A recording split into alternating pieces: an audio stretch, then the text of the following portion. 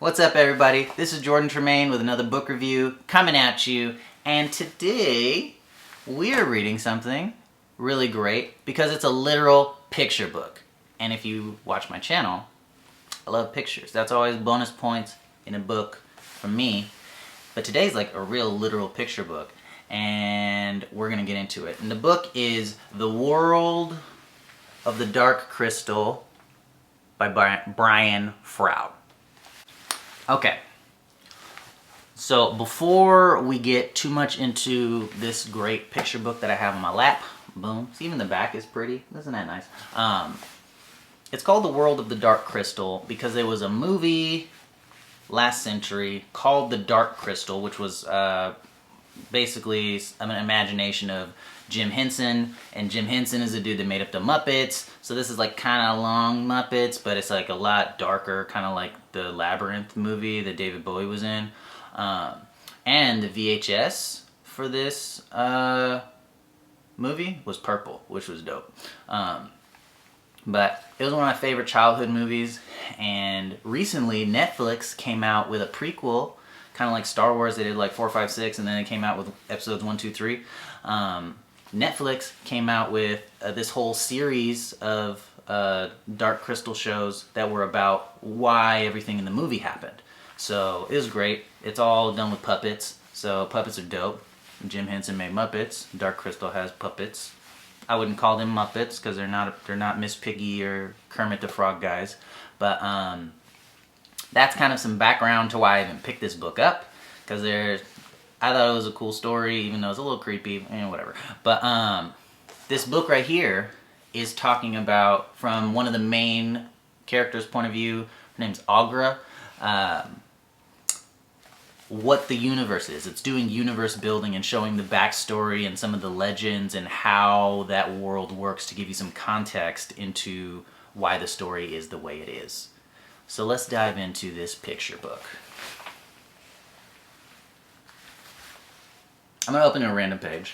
I'm not going to read this book to you. But not only do I think is the artwork like super cool, because there's like some words in there, so you get some explanation of what's going on with the art, but it also shows you like different stuff in different parts of the movie or different parts of the universe and why they're built certain ways, who came from where. And one of the cool things is they break down a lot of the symbols in the movie, and it gives like more character to the story because different symbols tell different stories and stuff, and there's a bunch of symbolism in that movie.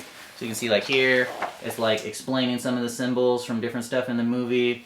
Here it's showing like the geometry of how the characters are constructed and stuff. It goes like oddly in depth into some of the stuff, and I was like, man, I thought this was a children's movie. Doesn't seem like it to me anymore. There's a lot of kind of stuff like this with episode series or movie series like Star Wars or Lord of the Rings or stuff like that, where there's all this background knowledge that you have no idea about, but then like you learn about it and you're like, whoa, that's crazy. So let me see if I can find what I'm looking for. It even does this thing where it talks about symmetry and how different things mean things. So they have these transparent pages in here. So you see this, like,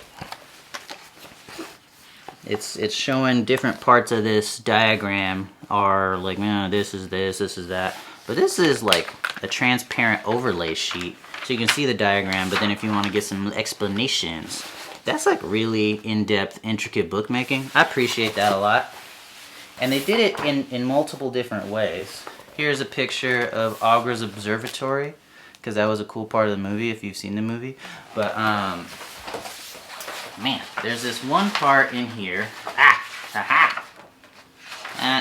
Yeah. So they do this thing where they explain some of the symbolism in the movie, like here. And then there's other symbolism in the movie here. And then they have the transparent pages show how there's like a connection, because each of these is incomplete. But on the transparency, it shows how it kind of like laps over. So I thought that was really interesting. I want to say, before I get too much more into this, that I guess you could look at this kind of like, oh, this is like a bunch of witchcraft kind of stuff. I don't know, magic is kind of whatever. You know, any story, like you look at the Lord of the Rings, there's a bunch of crazy magic in that story. And you don't have to be into witchcraft to like that stuff, because I'm not really, and I love Lord of the Rings. And I think this is the same thing.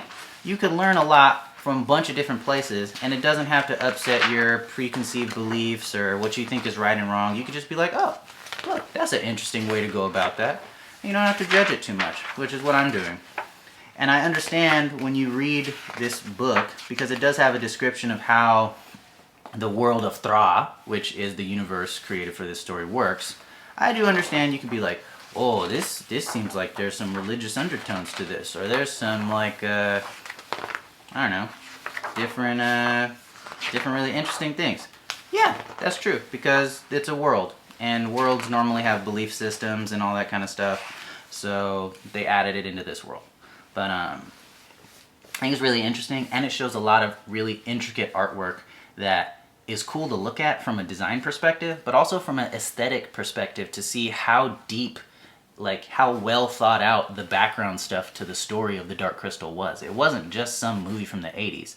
It was like this whole like thing that Jim Henson came up with over like many years and worked with a lot of people and had special artists and all this kind of stuff come out and construct these things, and like every detail was planned for a certain reason. It had symbolism. It had as part of the story to tell. And I really appreciate that.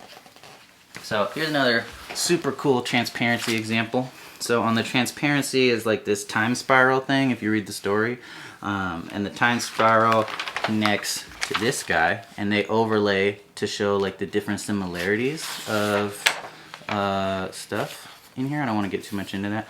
But also, this time spiral is embedded in this jacket. And so if you like flip it over here, you can see like, or according to the book, ooh, I don't really see it too much, but according to the book, there's like, it matches up, and it shows there's like alignment within the construction of the jacket if you look up and all that kind of stuff. So it gets really in-depth with that kind of stuff, and it also shows interesting like parts of the universe that were not really well shown in the movie. So it goes over like different creatures, it goes over each different character, gives a little backstory, it goes over a lot of the design work, it shows a lot of the artwork, it shows a lot of the conceptions, like, oh, this is what was intended to happen, this is what happened over time, and I really appreciate that. So it's not much of a novel book, but it shows a lot of the backstory to a story that I love, which is the story of the Dark Crystal, and so there you have it. It's a picture book. I love picture books, and I'm sad to say I can't show it to you because I've had this book for a while and I haven't read it, and then I lost this part. But it comes, if you buy it new, in here, it comes with like this really nice map that I lost, but of the universe, and it's like all partridge paper, and it's really cool. But like even like you open to the book and it's not even the book yet. Like even just the inside of the cover page art is like all the different creatures. So I enjoyed this a lot. It took me a second to get through, not because it was difficult, because I was appreciating the art. And if you like the Dark Crystal, I would recommend this book because it's dope. So yeah, the book is The World of the Dark Crystal by Brian Froud. I think he did a really good job like curating and putting all this stuff together. And shouts out to Jim Henson for coming up with the idea of the Dark Crystal. It's one of my favorite stories, at least one of my favorite childhood stories. And yeah, that is basically it for today. So thank you for listening to me ramble about a very interesting book. And I'll see you guys next time.